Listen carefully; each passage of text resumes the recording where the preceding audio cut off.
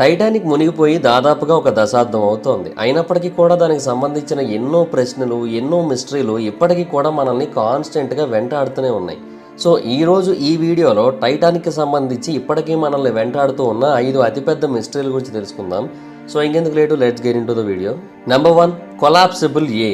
మే 13, 1912 సంవత్సరంలో RMS oceanic షిప్‌లో ఉన్న క్రూ మెంబర్స్ అలాగే మిగతా వాళ్ళందరూ కూడా నీటి మీద ఒక వేవ్ షేప్డ్ ఆబ్జెక్ట్ తేలుతూ రావడాన్ని గమనించారు. సో అది కూడా నార్త్ అట్లాంటిక్ వేవ్స్లోనే తేలుతూ వస్తోంది. సో అదేంటో ఇనీషియల్గా ఎవరికి అర్థం కాలేదు దూరం నుంచి చూసినప్పుడు.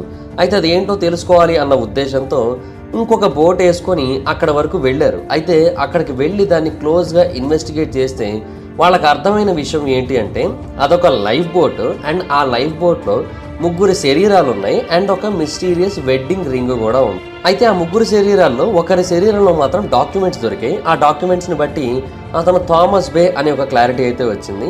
అండ్ మిగతా వాళ్ళ యొక్క క్లోతింగ్ని బట్టి వాళ్ళు స్టోకర్స్ అయి ఉండొచ్చు అని అయితే అర్థం చేసుకున్నారు. అంటే షిప్ క్రూ మెంబర్స్ అనమాట.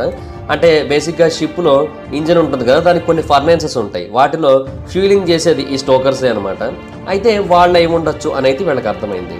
అయితే ఆ రింగ్ మీద కూడా ఒక పేరైతే ఉంది. అదేంటంటే ఎడ్వర్డ్ టు జెర్డా అనే ఒక పేరైతే ఉంది.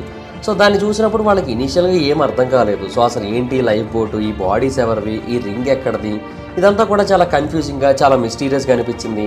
అండ్ సముద్రం మధ్యలో వీళ్ళంతా ఇలా ఎందుకున్నారు అనే డౌట్ కూడా చాలా మందికి అయితే వచ్చింది ఆ టైంలో. అయితే తర్వాత ఇన్వెస్టిగేషన్లో తెలిసిన విషయం ఏంటంటే ఆ రోజు వాళ్ళు దాన్ని చూడడానికి సుమారుగా నెల రోజుల ముందు ఆ ప్రాంతానికి సుమారుగా 200 మైళ్ళ దూరంలో ఆర్ఎంఎస్ టైటానిక్ షిప్ మునిగిపోయింది. ఆర్ఎంఎస్ టైటానిక్ షిప్ ఏప్రిల్ 14, 1912 సంవత్సరంలో ఐస్బర్గ్ ను గుద్దుకొని మునిగిపోయిన విషయం మనకు అందరికీ తెలిసిందే కదా. అయితే అలా మునిగిపోతున్న టైంలో చాలా మంది పీపుల్ ఏంటంటే లైఫ్ బోట్లోకి ఎక్కి వాళ్ళ ప్రాణాలను అయితే కాపాడుకున్నారు.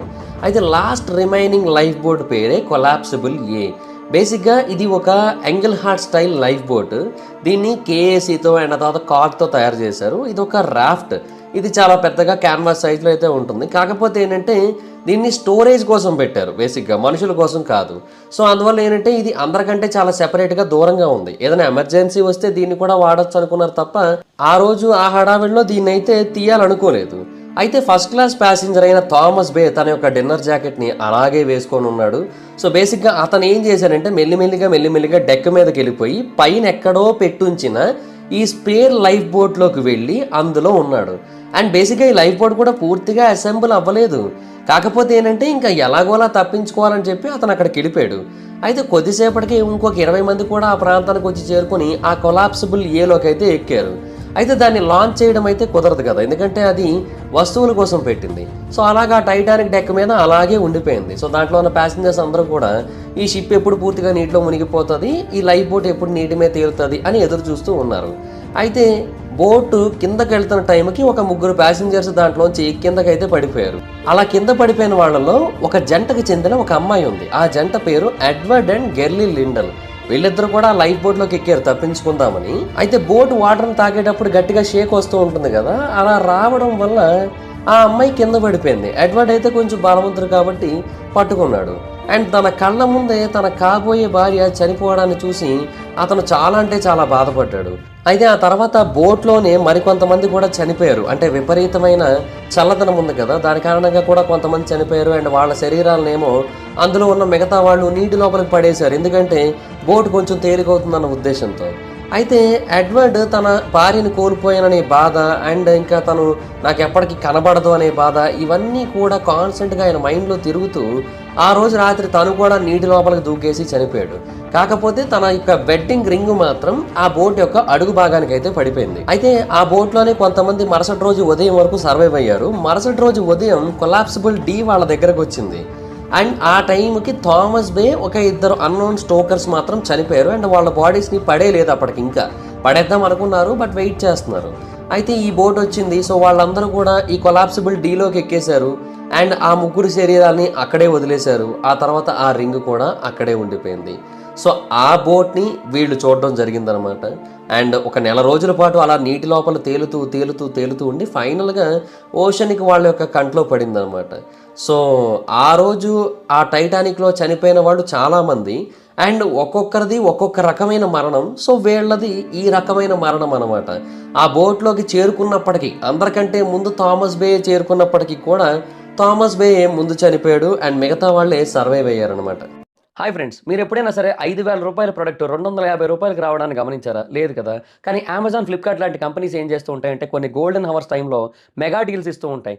ఆ డీల్స్ టైంలో ఒక్కొక్క ప్రొడక్ట్ మీద 90% నుంచి 95% వరకు డిస్కౌంట్ అయితే ఉంటుంది. అయితే ఈ డీల్స్ కోసం మీరు కాన్స్టెంట్గా ఆ యాప్స్ చెక్ చేస్తూ ఉండలేరు కదా.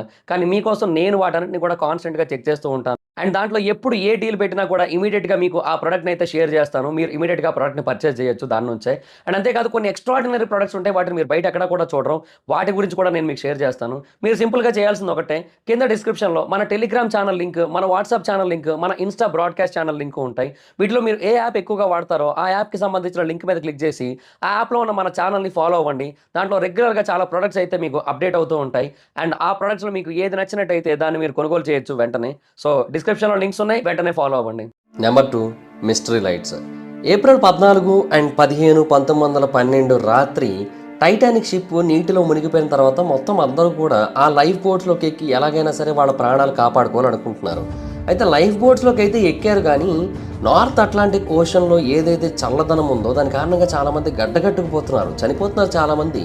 అయితే వాళ్ళకి ఆ టైంలో వేరే ఏదైనా షిప్ ఉన్నట్టయితే సేవ్ అవుతాం కదా, సర్వైవ్ అవుతాం కదా అనే పాయింట్ ఉంటుంది. అయితే ఆ టైంలోనే వాళ్ళకి దూరంగా ఒక షిప్ యొక్క లైట్స్ అయితే కనబడ్డాయి.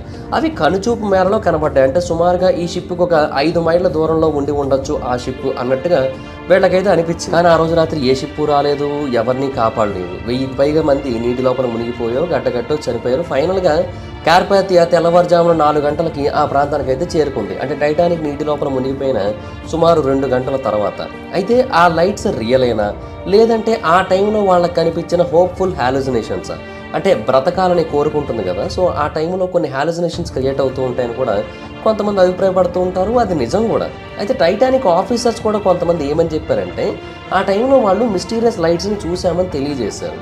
అయితే దీని గురించి అఫీషియల్ ఇన్వెస్టిగేషన్ కూడా చేశారు. బట్ ఏ షిప్కి సంబంధించిన లైట్లు అనేది మాత్రం ఎవరికి కూడా అర్థం కాలేదు. కానీ ఒకటైతే వాస్తవం, ఒక షిప్ అయితే మాత్రం టైటానిక్ యొక్క డిజాస్టర్ని కావాలని ఇగ్నోర్ చేసి మరి వేల మంది చనిపోవడానికి కారణమైంది. అదైతే మాత్రం క్లియర్గా అర్థమైందని చాలామంది ఆ తర్వాత తెలియజేశారు. ఒకవేళ ఏదైనా ఒక షిప్ ఆ టైంలో వచ్చుంటే మేబీ ఇంతమంది చనిపోయేవారు కాదేమో, వాళ్ళందరూ సేవ్ అయ్యేవారేమో.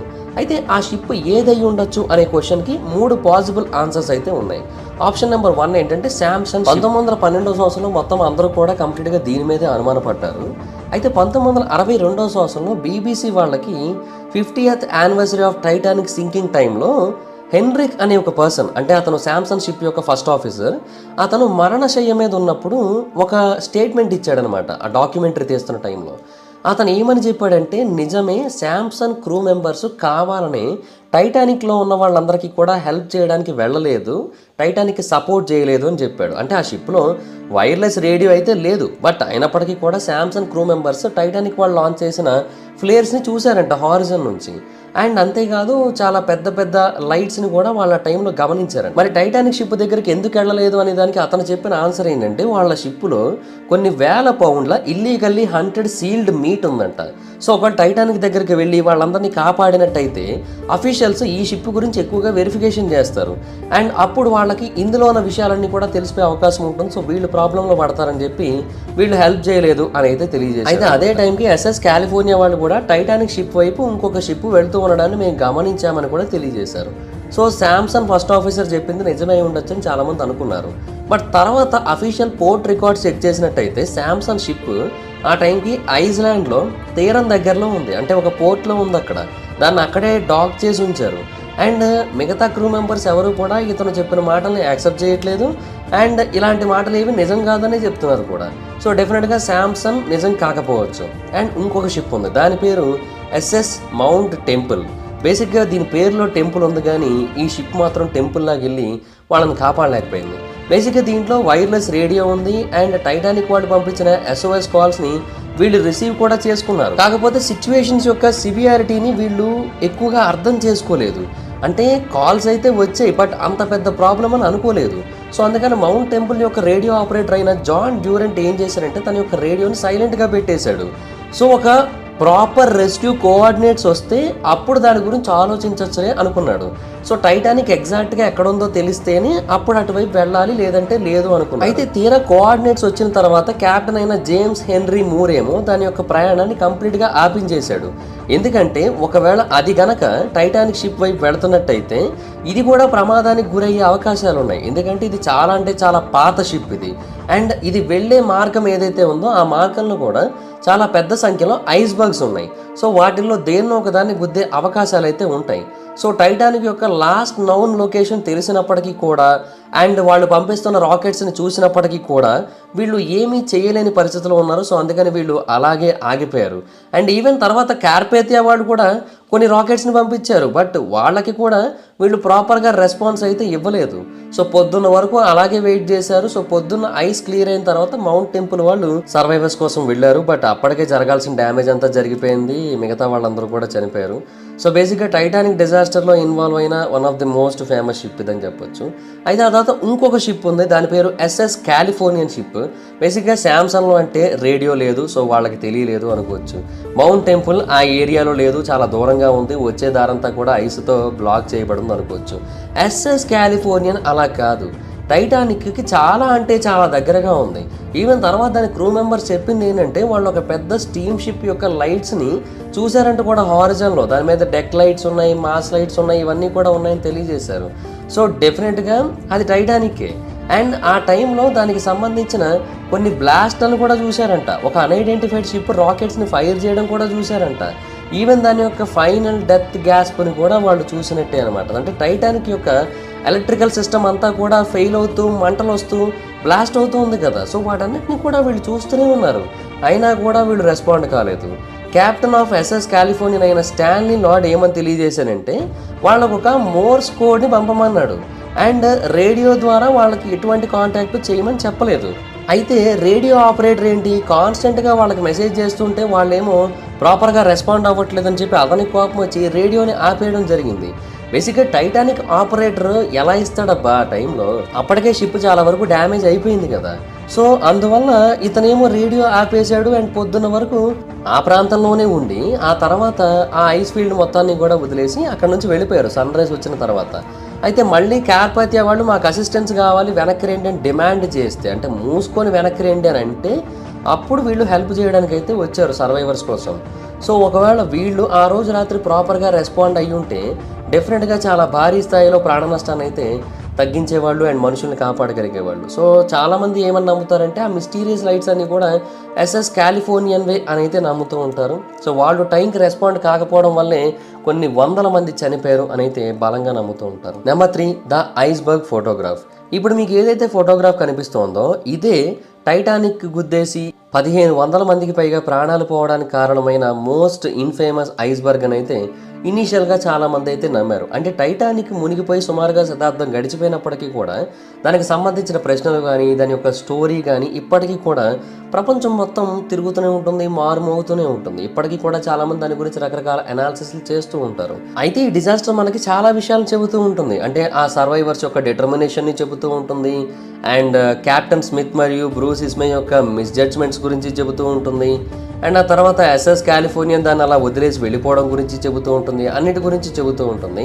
అయితే ఒక్క ఆస్పెక్ట్ మాత్రం చాలా ఇంపార్టెంట్, అదేంటంటే ఇది ఐస్బర్గ్ను గుద్దింది అండ్ అలా గుద్దితేనే ఇదంతా కూడా జరిగింది కదా.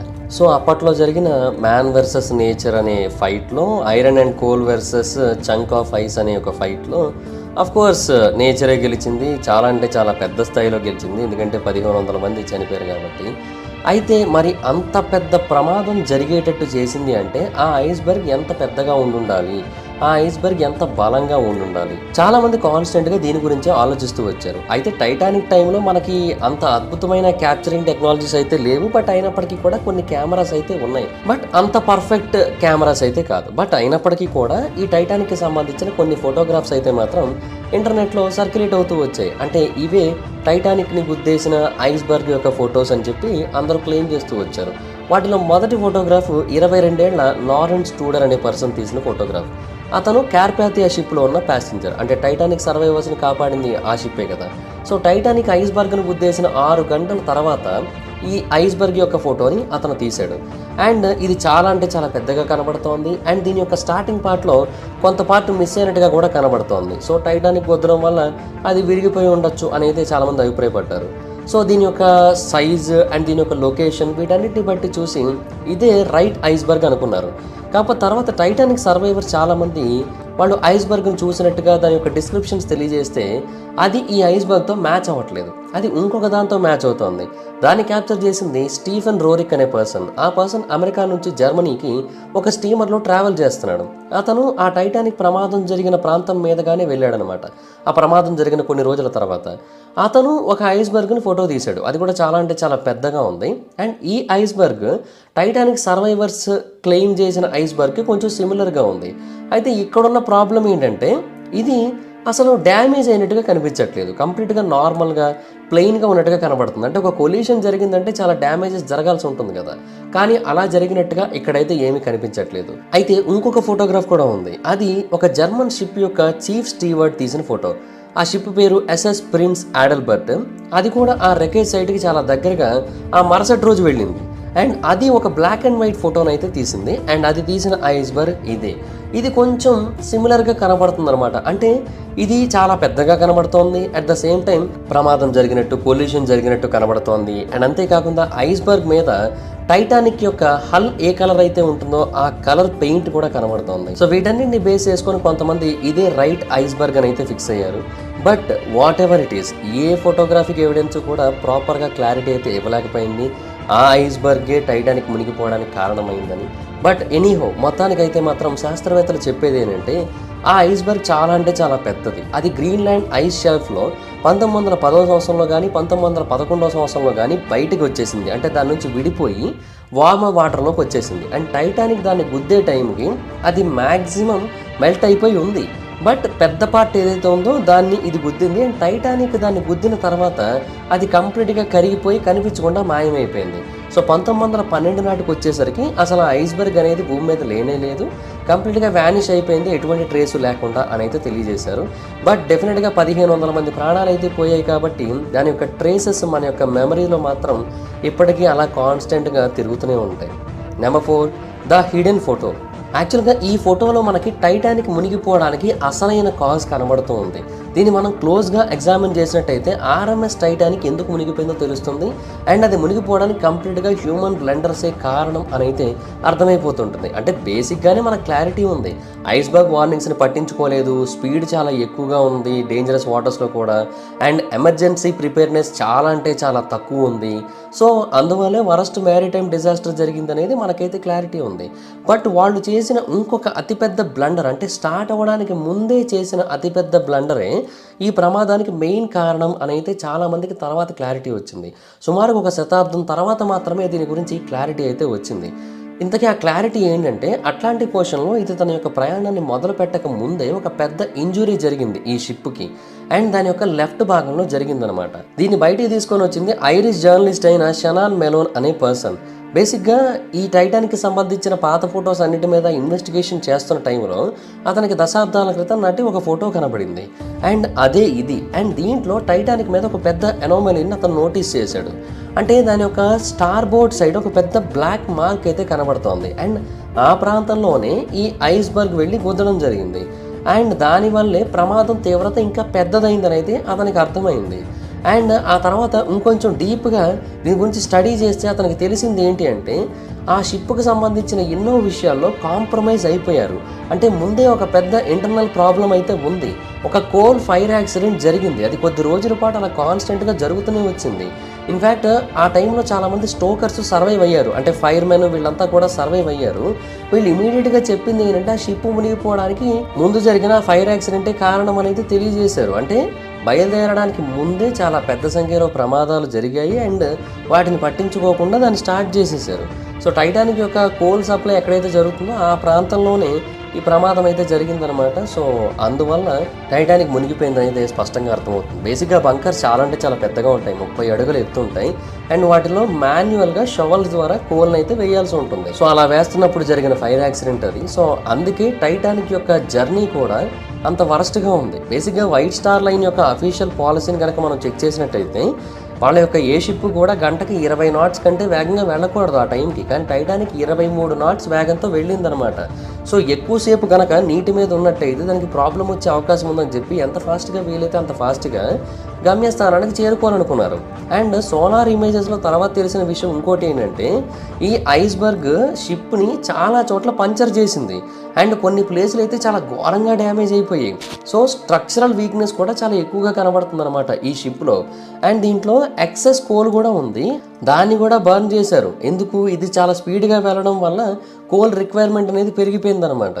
సో వీటన్నిటి కారణంగా మనకు అర్థమవుతుంది ఏంటంటే, ఒక సింగిల్ డాష్ కారణంగా అయితే మాత్రం ఈ టైటానిక్ అయితే మునిగిపోలేదు, చాలా రకాల ప్రాబ్లమ్స్ వల్ల ఇది మునిగిపోయిందని అయితే క్లారిటీ వచ్చింది. అయితే స్టోకర్స్ ముందే దీని గురించి చెప్పారంట, బేసిక్గా ఈ టైంలో ప్రయాణించడం కరెక్ట్ కాదు అని. బట్ అయినా కూడా వాళ్ళు ఎందుకని ఆ ప్రయాణాన్ని కొనసాగించారంటే, మెలోనీ ఏమంటాడంటే అది బ్రిటిష్ ప్రైడ్, అంటే టైటానిక్ అనేది బ్రిటిష్ ప్యాసింజర్ లైనర్స్ యొక్క ఫ్యూచర్గా అప్పట్లో అందరూ చెప్పుకుంటూ ఉండేవారు. అండ్ ఇది కనుక ప్రాపర్గా గమ్యస్థానాన్ని కనుక వెళ్ళినట్టయితే దేశం యొక్క పవర్ ఇంకా పెద్దదయ్యేది. అండ్ గ్లోబల్గా ఏదైతే కాంపిటీషన్ నడుస్తుందో దాంట్లో వీళ్ళు విన్ అయ్యేవాళ్ళు కూడా కదా. సో అందుకనే వాళ్ళు ఆ రోజు దాని యొక్క ప్రయాణాన్ని అయితే ఆపలేదు. సో డెఫినెట్గా ఒక హ్యూమన్ ఎర్రర్ కారణంగానే బ్రిటిష్ నేవల్ ఇంజనీరింగ్లోనే అత్యంత అద్భుతమైన షిప్ నీటిలో మునిగిపోయింది. అండ్ దానితో పాటుగా 1500 మందికి పైగా నీటిలో మునిగిపోయేలా చేసింది. సో బేసిక్గా దీని తర్వాత నుంచి కూడా షిప్పింగ్ కంపెనీస్ యొక్క ఫైనాన్షియల్ ఇంట్రెస్ట్ని పక్కన పెట్టేసి అప్పటి నుంచి కూడా షిప్పుల కోసం, అందులో ఉన్న ప్రజల కోసం ఆలోచించడం మొదలుపెట్టారు. సో ఈ ప్రమాదం జరగడం వల్ల సేఫ్టీ గైడ్లైన్స్ అన్నీ మారాయి. సో ఓకే, ఇది కూడా ఒక రకంగా మంచిదే అని చెప్పొచ్చు. కానీ 1500 మంది చనిపోయిన తర్వాత జరిగే మంచి ఏదైతే ఉంటుందో దాన్ని మనం మంచిగా తీసుకోలేము, మనకి మంచి జరిగిందని యాక్సెప్ట్ కూడా చేయలేము కదా. సో అది వచ్చిన ప్రాబ్లం. నెంబర్ 5, ఏ లాస్ట్ టెలిగ్రామ్. యాక్చువల్గా ఈ టైటానిక్ ప్రమాదం జరిగిన కొన్ని వారాల తర్వాత టైటానిక్ యొక్క ఓనర్ అయిన ఫ్రాంక్లిన్, అంటే white star line company owner అతనే ఈ షిప్ని తయారు చేసింది కదా. సో అతన్ని యుఎస్ కాంగ్రెస్ ముందు నుంచోబెట్టారు. అతన్ని ఆ టైంలో అడిగారు, మీకు ఈ ప్రమాదం జరిగినట్టుగా ప్రమాదం జరిగిన వెంటనే తెలుసా లేదంటే తర్వాత తెలిసిందా అని. అప్పుడు అతను ఏం చెప్పాడంటే, టైటానిక్ యొక్క డిమైజ్ గురించి నాకు సర్వైవర్స్ న్యూయార్క్ రీచ్ అయ్యేంత వరకు తెలియదు అని చెప్పాడు ఆయన. ఈవెన్ మాట కూడా ఇచ్చాడు అతను ఆ టైంలో, నాకు ఇంతే తెలుసు, నాకు ఇంతవరకే తెలుసు అని. అయితే అతనికి ఎలాంటి టెలిగ్రామ్ కూడా రిసీవ్ అవ్వలేదు.